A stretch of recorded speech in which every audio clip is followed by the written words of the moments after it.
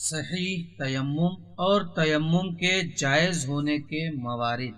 تیمم کرنے کے لیے تیمم کی نیت سے ہاتھ کی پوری ہتھیلیوں کو ایک ساتھ خاک یا جس چیز پر تیمم صحیح ہو رکھیں گے۔ البتہ بعض مراجع کے فتوے کے مطابق نیت میں یہ معین کرنا ضروری ہے کہ تیمم وضو کے بدلے میں ہے یا غسل کے بدلے میں، اور اسی طرح اگر غسل کے بدلے میں ہے تو کس غسل کے بدلے میں۔ دونوں ہتھیلیوں سے گرد و خاک کو جھاڑنا بھی مستحب ہے۔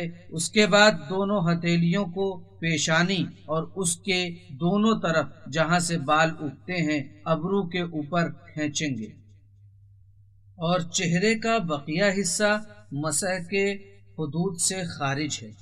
اس کے بعد بائیں ہاتھ کی ہتھیلی کو داہنے ہاتھ کی ہتھیلی کی پشت پر گٹے کے اوپر سے انگلیوں کے سرے تک، اور اس کے بعد داہنی ہتھیلی کو بائیں ہاتھ کی ہتھیلی کی پشت پر اسی طرح کریں جیسے پہلے بتایا گیا ہے۔ انگلیوں کے بیچ مسح کرنا ضروری نہیں ہے، لیکن ضروری ہے کہ مسح کرتے وقت نیچے والا ہاتھ جس پر مسح کیا جا رہا ہے وہ حرکت نہ کرے۔ بعض مراجع تقلید کا فتویٰ ہے کہ دوبارہ ہتھیلیوں کو خاک پر مارا جائے اور داہنے اور بائیں ہتھیلی کے مسح کو دوبارہ کیا جائے تاکہ صحیح تیمم انجام پانے کا اطمینان ہو جائے۔ اب نظر کرنا ہے کہ کن حالات میں وضو یا غسل کے بدلے تیمم کیا جا سکتا ہے۔ 1. اگر پانی موجود نہ ہو، مثلا ہم ایسی جگہ ہو جہاں پانی نہ ہو، یا پھر وہاں پہنچنا یا اسے حاصل کرنا ناقابل برداشت اور مشقت کا سبب ہو، یا اس بات کا خوف ہو کہ اگر پانی کے لیے جائیں گے تو کوئی درندہ یا چور جان یا مال کو نقصان پہنچائے گا۔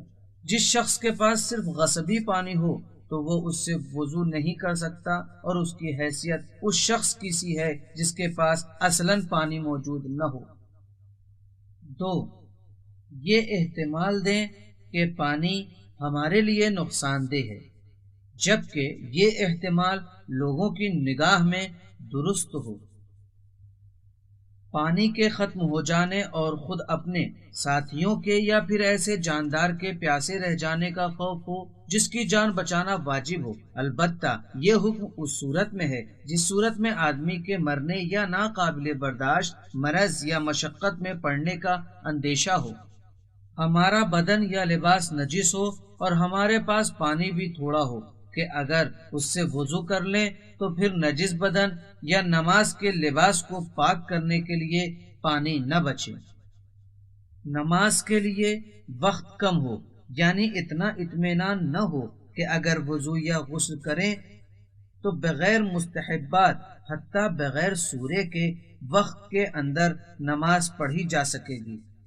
البتہ نماز میں عمدن اتنی دیر کرنا کہ وضو یا غسل کا وقت نکل جائے حرام ہے، لیکن اس صورت میں تیمم سے پڑھی جانے والی نماز صحیح ہے۔